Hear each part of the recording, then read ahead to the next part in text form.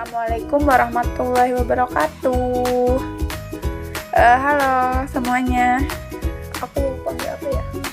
Sahabat aja lah. Halo sahabat. Izinkan saya perkenalkan diri saya dulu ya. Perkenalkan, nama saya Reni Rahmawati. Saya dari Fakultas Keguruan dan Ilmu Pendidikan Universitas Swadaya Gunung Jati. Saya dari Program Pendidikan Bahasa dan Sastra Indonesia. Podcast kali ini saya akan berbagi tips cara membagi waktu yang tepat antara kuliah dan organisasi. Saya punya 7 tipsnya nih.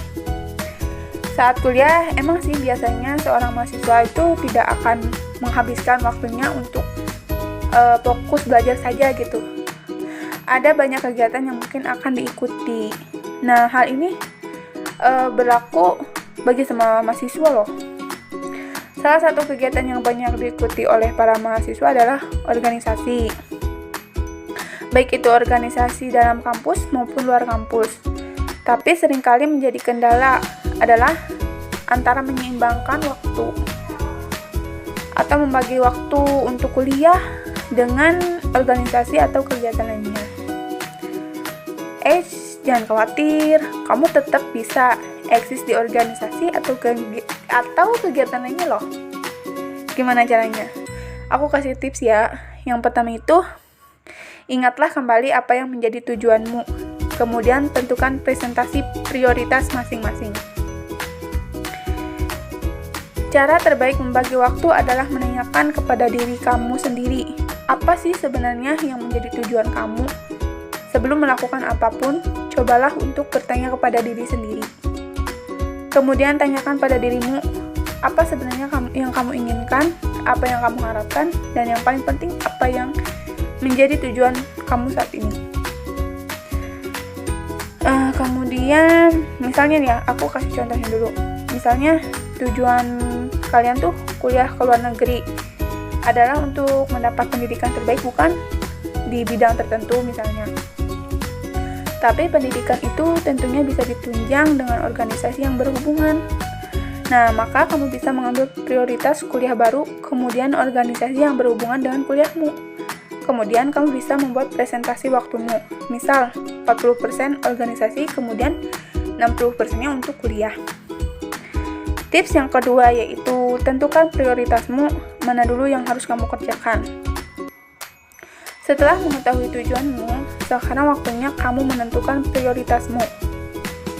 Ingat, kamu pergi ke negara tujuan untuk berkuliah, jadi kuliah atau tugas-tugas kuliah adalah yang nomor 1. Jangan sampai kegiatan yang lain mengganggu. Kemudian yang ketiga itu buat timeline dan patuhi timeline tersebut. Dengan cara ini kamu bisa mengatur strategi untuk mensiasati semua tugas atau pekerjaan yang datang. But, kamu harus patuh pada timeline yang sudah kamu buat. Banyak orang bisa membuat timeline, namun tidak banyak orang yang bisa patuh terhadap timeline tersebut. Ini sangat efektif untuk membantu mengatur waktumu loh. Nah, apalagi coba? Kira-kira yang keempat apa? Yang keempat adalah kuncinya pada komunikasi. Saat tugas atau pekerjaan datang, tidak jarang mereka datang bersamaan. Iya nggak sih? Kadang bentrok gitu. Akibatnya kamu mungkin panik atau tidak siap menghadapinya. Apalagi pekerjaan atau tugas yang bertumpuk akan membuat kamu makin stres gitu. Bingung harus ngerjain yang mana dulu gitu. Nah, solusinya adalah dengan berkomunikasi. Misalnya saja, tugas kuliah datang bersamaan dengan tanggung jawabmu di sebuah organisasi, maka kamu perlu mengkomunikasikannya. Kamu perlu mengatakan kamu memiliki tugas kepada teman-teman di organisasimu. Kamu juga perlu berbicara kepada profesor yang memberikan tugas bahwa kamu punya kegiatan lain. Setidaknya ini bisa membuat profesor dan teman-teman organisasi itu memaklumi keadaan kita gitu, ketika tugas atau tanggung jawab tersebut selesai dalam waktu yang cukup mepet. Nah, yang kelima itu penting banget. Ini yang masih saya yang saya sendiri masih susah banget buat ngejalani tips dari saya, yaitu jangan menunda, karena akhirnya kamu akan kewalahan. Saat mendapatkan tanggung jawab dalam organisasi maupun tugas kuliah, jangan membiasakan diri untuk menundanya. Mungkin memang tugas tersebut mempunyai tenggat waktu yang cukup lama, tetapi kebiasaan menunda pekerjaan menjadi sebuah kebiasaan yang buruk. Nanti kalau kamu memang tidak ada halangan, saat kamu mengerjakannya dekat-dekat dengan deadline, jika kamu mendapatkan kesulitan saat mengerjakannya, bagaimana? Tugas dan tanggung jawabmu jadi tidak maksimal kan? Tugasnya juga akan, intinya tuh kalau bahasa kasarnya tuh seadanya, yang penting dikerjakan gitu, gak maksimal gitu hasilnya. Terus yang kelima, buat deadline. Meskipun sebuah pekerjaan atau tugas tidak mempunyai tenggat waktu, ada baiknya jika kita sendiri yang membuatnya.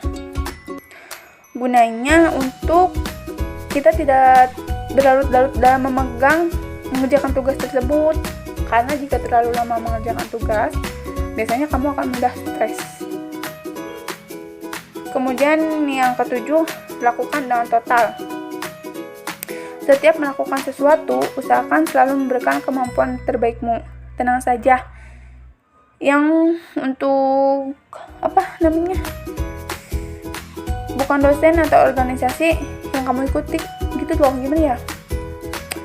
Nantinya yang akan merasakan kerja totalmu adalah dirimu sendiri. Saat kamu mengerjakan tugas dengan maksimal, kamu akan mendapatkan nilai yang bagus.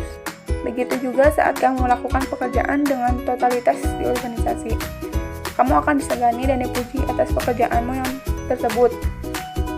Nah, hal ini juga melatihmu untuk mengerjakan segala sesuatu secara maksimal gitu. Dengan begitu, saat memasuki dunia kerja, kamu itu tidak akan ada kesulitan.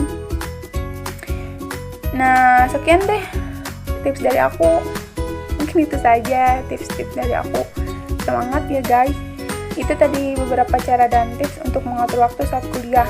Dengan berbagai cara di atas, saya harap kita semua bisa menyeimbangkan waktu antara kuliah maupun kegiatan yang lainnya. Kurang lebihnya mohon maaf jika memang tidak maksimal, karena saya juga keterbatasan fasilitasnya. Sekian dari saya, kurang lebihnya mohon maaf. Wassalamualaikum warahmatullahi wabarakatuh. Sampai jumpa, see you.